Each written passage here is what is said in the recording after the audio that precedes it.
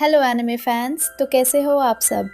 आज हम देखने वाले हैं सोल लैंड सीजन 2 के इस ज़बरदस्त एपिसोड को। एपिसोड की शुरुआत में हम देखते हैं कि पिछले वाक़यात के बाद हालात और भी ज़्यादा संगीन हो चुके हैं। युहा, मिस तोंग और बाकी तमाम एल्डर्स शुटिया को ख़त्म करने के मिशन पर निकले थे। इस मिशन में सीनियर दिबूजी ने सबको आगे भेज दिया और ख़ुद पीछे रुककर अपनी कोर एनर्जी जलाकर अपनी ताकत को इंतहाई हद तक बढ़ा लिया।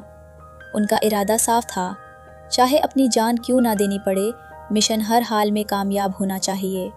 इसी दौरान हमें डेथ गॉड के असली इरादे का भी पता चलता है। वो किसी को बचाने नहीं आई थी, बल्कि मासूम रूहों को हासिल करना उसका असल मकसद था। जितनी ज़्यादा रूहें मिलती उतना ही उसका फ़ायदा होता। अब मौजूदा मंजर में सीनियर दिबूजी अपने बर्ज़र्क मोड में दिखाई देते हैं। वो अपनी ज़बरदस्त टेक्निक का इस्तेमाल करते हैं, जिसे एक खौफनाक तूफान जन्म लेता है। दूर खड़ी डेथ गॉड भी इस कुदरत को महसूस कर रही होती है। दिबूजी को पूरा यकीन था कि शूटियाँ अपने रुतबे और जिम्मेदारी की वजह से सबसे पहले अपने अवाम और सिपाहियों को बचाने की कोशिश करेगा, और वही उसकी सबसे बड़ी कमज़ोरी साबित होगी। उनका मानना था कि जब सन एंड मून एम्पायर को होली स्पिरिट कोड की सबसे ज़्यादा ज़रूरत होगी, तब वो उनका साथ छोड़ देंगे। फिर दिबूजी एल्डर लॉन्ग को छुड़ाते हुए कहते हैं, देखा, मैंने कहा था ना, कोई तुम्हारी मदद के लिए नहीं आएगा। इतना कहकर वो एक ज़बरदस्त मुक्का एल्डर लॉन्ग की तरफ बरसा देते हैं, लेकिन एल्डर लॉन्ग भी पीछे हटने वालों में से नहीं था। वो अपना हाथ उठाता है और अपने ब्लैक ड्रैगन को सीधा दिबूजी पर छोड़ देता है। जैसे ही ड्रैगन और पंच टकराते हैं, एक ज़बरदस्त धमाका होता है। इस टकराव से दिबूजी को भी सख्त तकलीफ होती है, लेकिन वो रुकते नहीं। वो पहले ही फैसला कर चुके थे कि अगर ज़रूरत पड़ी तो अपनी जान भी कुर्बान कर देंगे। वो कहते हैं, मेरी ज़िंदगी के साथ जो करना है कर लो, लेकिन मैं तुम्हें ज़िंदा यहाँ से नहीं जाने दूंगा। फिर वो अपने दिल की सबसे बड़ी कसक बयान करते हैं। उनका सबसे बड़ा अफसोस ये था कि वो मोइन को कभी हरा नहीं सके। मोइन ने अकेले अपनी अकेडमी की हिफाजत की, दुश्मनों को रोका और अपनी जान दांव पर लगाकर सबको बचाया। दिबूजी के नज़दीक असल बहादुरी वही थी, अपनी जान से पहले दूसरों की हिफाजत। अपनी कोर एनर्जी को हद से ज़्यादा जला देने की वजह से उनके मुंह से खून निकालने लगता है। दर्द के बावजूद वो अपने पंच की ताकत और बढ़ा देते हैं। हर जर्रा, हर सांस, हर ताकत वो इस जंग में झोंक देते हैं। अचानक एक अजीम धमाका होता है और उनका जिस्म और भी ज़्यादा बड़ा और ताकतवर हो जाता है। उनकी बॉडी लगातार फैलती जा रही थी। एल्डर लॉन्ग भी ये देखकर हैरान रह जाता है कि दिबूजी की नफरत और आज़म किस हद तक पहुंच चुका है कि वो अपनी जान तक देने को तैयार हैं। दिबूजी के दिल में बस एक ही ख्वाहिश थी, अगर आज वो शूटिया को अपने साथ ले डूबते तो उनके साथी, उनके लोग और जो लोग इस जंग में जान गंवा चुके थे, सबको सुकून मिल जाता। तब वो बिना किसी अफसोस के इस दुनिया से रुखसत हो सकते थे। ये सुनकर शूटिया गुस्से से भर उठा है। वो गराज कर कहता है, तुम्हें शायद अंदाज़ा नहीं कि मैं कौन हूँ। मुझे आसमान ने चुना है, मुझे ताज की वरसत मिली है। मैं अपने लोगों और अपनी सल्तनत की हिफाजत हर हाल में करूँगा। इसी वक्त दिबूजी अपनी अजीम एनर्जी को आखिरी हद तक ले जाने लगते हैं। उनका जिस्म और भी ज़्यादा फैलने लगता है। ये देखकर शूटिया चीख उठता है, तुम एक शैतान हो। तुम जैसे लोगों को किसने हक दिया कि मेरी इलाही हुक्मरानी को चैलेंज करो। लेकिन सीनियर दिबूजी पर इसका कोई असर नहीं होता। उनके जिस्म से दरार पड़ने की आवाज़ें आने लगती हैं और एक तेज़ रोशनी फूट निकलती है। ये साफ था कि वो अपनी हद तक पहुंच चुके थे और किसी भी लम्हे एक अजीम धमाका होने वाला था। ये मंजर पूरे सन एंड मून एम्पायर में लाइव दिखाया जा रहा था। जैसे ही लोगों ने ये देखा, हर तरफ अफरा तफरी मच गई। लोग जान बचाने के लिए भागने लगे और फिर अगले ही पल एक बेपनाह धमाका हुआ, जिसने हर तरफ तबाही मचा दी। इस तबाही के दरमियान शूटिया ने फौरन अपने डिफेंसिव बैरियर्स को और मजबूत कर लिया। उसने अपनी तमाम ताकत जमा की और हिफाजती कुव्वत का इस्तेमाल करते हुए अपने गिर्द एक मजबूत शील्ड बना ली। मिस जुजी दूर से उसे पुकारती रही, जबकि चारों तरफ बर्बरी फैल चुकी थी। शूटिया ने अपनी तलवार निकाली, उसे हवा में लहराया और अपने स्पिरिट बीस्ट को भी बुलाया। मगर जैसे ही उसने सीनियर दिबूजी को देखा, वो और उसका ड्रैगन दोनों एक पल के लिए बेअसर हो गए। सीनियर दिबूजी का चेहरा अब पूरी तरह दरारों से भर चुका था। बस चंद लम्हों की बात थी। अपने आखिरी पलों में दिबूजी ने अपने साथियों को याद करते हुए कहा, मेरे दोस्तों, अलविदा। मैं तुम्हारा दूसरी दुनिया में इंतज़ार करूँगा। उम्मीद है कि मेरे बाद तुम सब खुशहाल ज़िंदगी गुजारोगे। इतना कहकर उनका जिस्म हवा में उठने लगा। उसी वक्त शूटिया के बनाए हुए तमाम बैरियर्स एक दूसरे में मिल गए और एक अजीम हिफाजती दीवार बन गई। इससे शूटिया कुछ देर के लिए महफूज हो गया। वो दीवानों की तरह हंसने लगा और चीख कर बोला, मैंने कहा था ना, मुझे आसमान ने चुना है। मैं इतनी आसानी से नहीं मर सकता। लेकिन उसकी ये खुशी चंद लम्हों से ज़्यादा ना टिक सकी। धमाके की तबाहकुन कुव्वत ने उसके बैरियर को भी टुकड़े टुकड़े कर दिया। आसपास की हर चीज़ बर्बाद हो गई। शूटियाँ ज़ोर से उछलकर एक सुतूह से टकराया और बुरी तरह जख्मी हो गया। पूरा कैपिटल एरिया तबाह हो चुका था। हर तरफ सिर्फ बड़बड़ी थी। सीनियर दिबूजी के सेल्फ डिस्ट्रक्शन का असर दूर दूर तक महसूस किया जा रहा था। कुछ देर बाद जब सब कुछ खामोश हुआ तो हवा में सिर्फ राख उड़ रही थी। सीनियर दिबूजी के जाले हुए कपड़ों के कुछ टुकड़े हवा में उड़ते हुए एल्डर लॉन्ग के हाथ में आ गिरे। वो उन टुकड़ों को गहरी नज़र से देखता रहा, मगर बिना कुछ कहे अपने ड्रैगन के साथ वहां से रवाना हो गया। जब मंजर साफ हुआ तो पता चला कि आम लोग ज़्यादा नुकसान से बच गए थे। हालांकि आसपास की तमाम इमारतें और इलाका पूरी तरह तबाह हो चुका था। जहां कभी एक शानदार अल्तर हुआ करता था, अब वहां सिर्फ एक बहुत बड़ा गड्ढा रह गया था। जो लोग धमाके में हवा में उछल गए थे, उन्हें आहिस्ता आहिस्ता जमीन पर उतारा गया। सब हैरान थे कि इतनी बड़ी तबाही के बावजूद वो जिंदा कैसे बच गए। जो लोग ये मंजर लाइव देख रहे थे, वो भी हैरत में डूब गए। तब मिस जुजी आगे आती है और सबको बताती है कि एम्परर ने अपनी जान दांव पर लगाकर सबकी हिफाजत की। आसमान ने भी उनका साथ दिया और बुराई को हमेशा के लिए मिटा दिया गया। फिर वो सबके सामने ऐलान करती है कि अब वो एम्परर की मुंतखब नई एम्प्रेस है, गॉडेस ऑफ वॉर। वो वादा करती है कि जब तक वो और एम्परर जिंदा हैं, अपनी सल्तनत और अवाम की हिफाजत अपनी आखिरी सांस तक करेंगे। उसकी ज़बरदस्त तकरीर सुनकर लोगों का हौसला बुलंद हो जाता है। हर तरफ उसके हक में नरे लगने लगते हैं। इस दौरान वो जख्मी शूटिया पर एक नज़र डालती है। दूसरी तरफ डेथ गॉड बेहद नाराज थी क्योंकि उसके मंसूबे पूरे नहीं हो सके। गुस्से में वो वहां से रवाना हो जाती है और धीरे धीरे उसके साथी भी उसके पीछे चल पड़ते हैं। दूर एक जगह पर यूहा और मिस तोंग खड़े सीनियर दिबूजी को खामोशी से खिराजे अकीदत पेश करते हैं। यूहा के दिल में गुस्सा भी था और दुख भी, लेकिन वो अदब से कहता है, आप बेफिक्र हैं। जो काम आप अधूरा छोड़ गए हैं और जो ख्वाब आपने देखा था, मैं उसे ज़रूर पूरा करूँगा। ये कहते हुए उसकी आंखें भी नाम हो जाती हैं। मिस तोंग उसे याद दिलाती है कि अभी उनका सफ़र ख़त्म नहीं हुआ, उनका मिशन अभी जारी है, इसलिए उन्हें फ़ौरन यहाँ से निकालना होगा। दोनों वहाँ से रवाना हो जाते हैं। उधर बॉडी सेक के बाकी अफराद गहरे गम में डूब जाते हैं। वो सीनियर दिबूजी को याद करके खुद को मलामत करते हैं। उन्हें अफसोस होता है कि वो इतने ताकतवर क्यों ना बन सके कि उनकी मदद कर पाते। हर किसी के दिल में एक ही सवाल था, हर बोझ हमेशा उन्हीं को क्यों उठाना पड़ता था। सिर्फ उनके अपने साथी ही नहीं, दूसरी सल्तनतों के लोग भी उनके इंतकाल पर गमगीन थे। ऐसा लग रहा था जैसे उन्होंने सिर्फ एक साथी नहीं, बल्कि एक ऐसे अजीम शख्स को खोया हो जिसकी कमी शायद आने वाली नस्लें भी पूरी ना कर सकें। कुछ देर बाद यूहा और मिस तोंग बाकी मेंबर्स के पास पहुंचते हैं। सबके चेहरों पर उदासी साफ नजर आ रही थी। अब उन्हें फ़ौरन वहां से निकालना था। एक सीनियर उनसे कहता है, जल्दी करो, पूरा मिंगडू माउंटेन इलाका अब मार्शल लॉ के ज़ायर आ चुका है। फिर वो यूहा से कहता है कि अब क़ियादत उसके हाथ में है। यूहा फ़ौरन अपनी टेलीपोर्टेशन फॉर्मेशन एक्टिवेट करता है। अपनी रूहानी कुव्वत का इस्तेमाल करते हुए वो सबको एक ही पल में वहाँ से दूर महफूज जगह पर ले जाता है।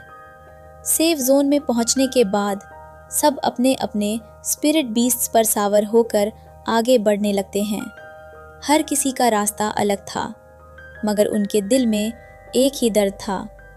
वो सब साथ आए थे, लेकिन अब एक साथी हमेशा के लिए उनसे बिछड़ चुका था। यूहा अब भी गहरी सोच में डूबा हुआ था। उसे समझ नहीं आ रहा था कि उनके मिशन का असल मकसद क्या था। जाहिर तौर पर तो मिशन पूरी तरह कामयाब नज़र नहीं आता था। इसी दौरान जब वो मिस टोंग का हाथ पकड़े उड़ रहा होता है, उसे अचानक कुछ अलग महसूस होता है। वो अपनी स्पिरिचुअल डिटेक्शन एक्टिवेट करता है और हैरानी से कहता है, ये कैसे मुमकिन है? मुझे यहाँ 17 हार्ट बीट्स महसूस हो रही हैं। मिस टोंग भी हैरान रह जाती है, लेकिन हम तो सिर्फ 16 लोग हैं, फिर ये एक एक्स्ट्रा हार्ट बीट किसकी है? सबकी नज़रें फ़ौरन सीनियर एल्डर की तरफ उठती हैं। तब पता चलता है कि उनके पास एक नन्हा सा बच्चा भी मौजूद है। सीन फिर सन एंड मून एम्पायर की तरफ शिफ्ट होता है। रॉयल पैलेस में एक औरत घबराहट में चीख उठती है। मिस जूजी की आवाज़ गूंजती है, मेरा बच्चा कहाँ है? जब वो पाले की तरफ देखती है तो वहाँ असली बच्चे की जगह एक डमी पड़ा होता है। ये देखते ही वो सदमे से बेहोश होने लगती है। उसके सर से ताज भी गिर पड़ता है। उधर जब यूहा और मिस टोंग को इस बात का पता चलता है तो वो भी हैरान रह जाते हैं। वो सीनियर एल्डर से पूछते हैं, क्या आप सन एंड मून एम्पायर के क्राउन प्रिंस को एक डमी से बदलकर अपने साथ ले आए हैं? सीनियर एल्डर उन्हें तसल्ली देते हुए कहते हैं, परेशान मत हो, इसका नाम शो युनहान है और अब तुम इसे इसी नाम से पुकारोगे। फिर वो सच्चाई बयान करते हैं, ये एम्परेस जूजी और शुतियान का इकलौता बेटा है। हमारे मिशन के असल में 2 मकसद थे। पहला शुतियान को ख़त्म करना और दूसरा उसके बेटे शू युनहान को वहाँ से अपने साथ ले आना।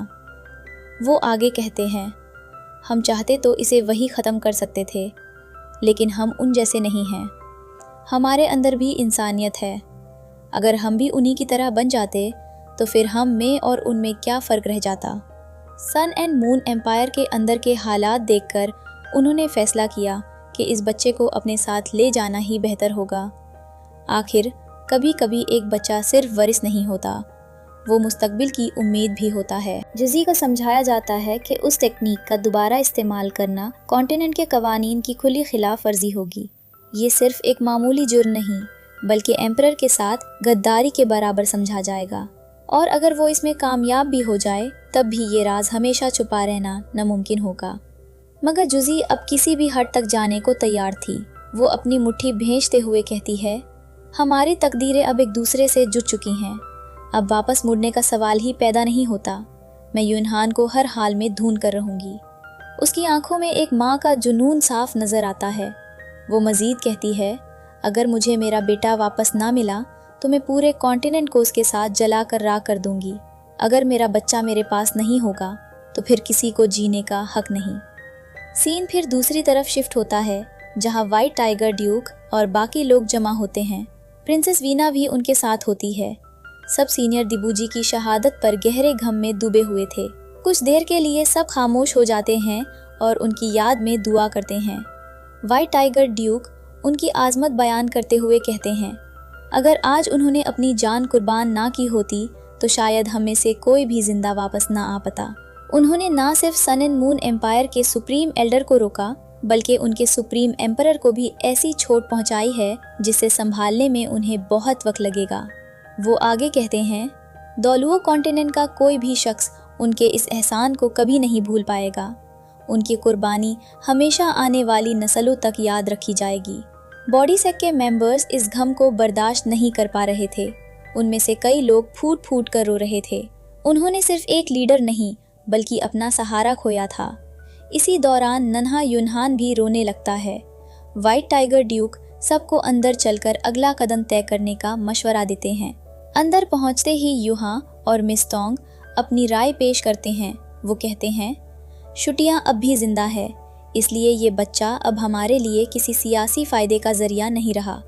यूहा मजीद कहता है, मेरे ख्याल में हमें इसे जल्द से जल्द सन एंड मून एम्पायर वापस भेज देना चाहिए। हम उनसे चाहे कितनी भी नफरत क्यों ना करते हों, लेकिन इस मासूम बच्चे का उन दुश्मनियों से कोई तल्लुक नहीं। कमरे में एक पल के लिए खामोशी छा जाती है। हर कोई इस बात पर सोचने लगता है, लेकिन सीनियर एल्डर सख्त लहजे में जवाब देते हैं, तुम इसे मासूम समझते हो? ये सिर्फ एक बच्चा नहीं, ये शुटिया का खून है, उसका वरिस है। वो गहरी नज़र से यूनहान को देखते हुए कहते हैं, और इसी वजह से ये हमारे लिए एक बहुत कीमती बार्गेनिंग चिप बन सकता है। सीनियर एल्डर ने साफ कहा कि यूहान को एक बार्गेनिंग चिप के तौर पर इस्तेमाल किया जाएगा।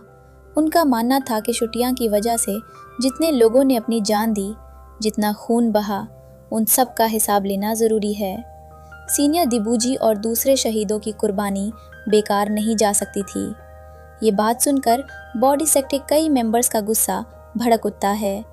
उनके दिलों में इंतकाम की आग जल रही थी, मगर तब यूहा आगे बढ़ता है और पुरअज़म लहजे में कहता है, लॉर्ड टियानयांग, ये मत भूलिए कि सबसे पहले आप एक इंसान हैं। अगर आप भी वही करेंगे जो हमारे दुश्मन करते हैं, तो फिर आप में और उनमें क्या फ़र्क रह जाएगा। ये अल्फाज सुनकर सीनियर एल्डर का चेहरा सख्त हो जाता है।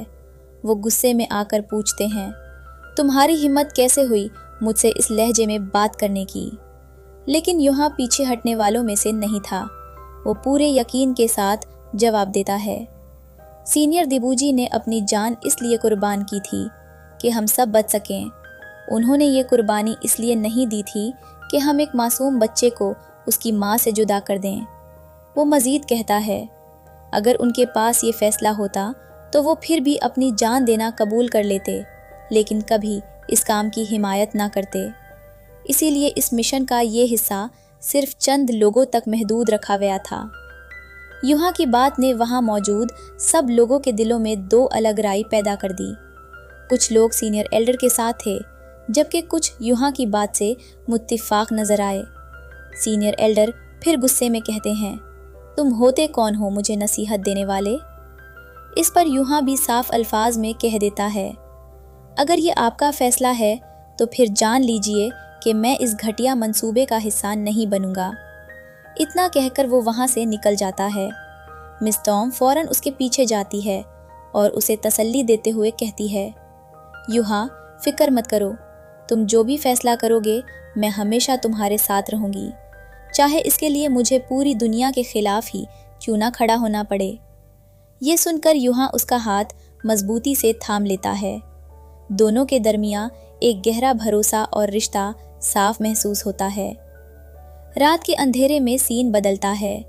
यूहान की देखभाल के लिए एक नर्स को मुकर्रर किया गया था, लेकिन कुछ देर बाद उसकी आंख लग जाती है। इसी मौके का फ़ायदा उठाते हुए यूहा और मिस तोंग खामोशी से टेंट में दाखिल होते हैं। जैसे ही यूहान उन्हें देखता है वो मुस्कुराने लगता है। दोनों उसे प्यार से गोद में उठाते हैं और कुछ देर तक उसके साथ वक्त गुजारते हैं। फिर वो फैसला करते हैं कि यूहान को उसकी माँ के पास वापस भेजना ही सही होगा। इस इरादे के साथ वो टेंट से बाहर निकलते हैं, लेकिन बाहर सीनियर एल्डर पहले से उनका इंतज़ार कर रहे होते हैं। वो उन दोनों को देखकर कहते हैं, तुम खुद को इतनी मुश्किल में क्यों डाल रहे हो? वो यूहा के करीब आकर कहते हैं, अगर तुम यूहान को यहीं छोड़ दो तो हम ऐसा जाहिर करेंगे जैसे कुछ हुआ ही नहीं। तुम चुपचाप श्रेक एकेडमी लौट जाओ, ना अब कोई सवाल होगा ना आगे कभी। मगर यूहा अपने फैसले पर कायम रहता है। वो साफ कह देता है, एक मासूम बच्चे को सियासी मोहरे के तौर पर इस्तेमाल नहीं किया जा सकता। मैं इसे आज यहाँ से अपने साथ ले जा रहा हूँ और मुझे इस फैसले से कोई नहीं रोक सकता। और इसी मजबूत ऐलान के साथ ये धमाकेदार एपिसोड अपने इंतहाई दिलचस्प मोड़ पर ख़त्म होता है। अगर वीडियो पसंद आई हो तो लाइक ज़रूर करना और कमेंट में अपनी ओपिनियन बताना। और हाँ, नेक्स्ट एपिसोड मिस नहीं करना। चैनल को सब्सक्राइब कर लो और बेल आइकन प्रेस कर दो। मिलते हैं नेक्स्ट एपिसोड में। Thanks for watching.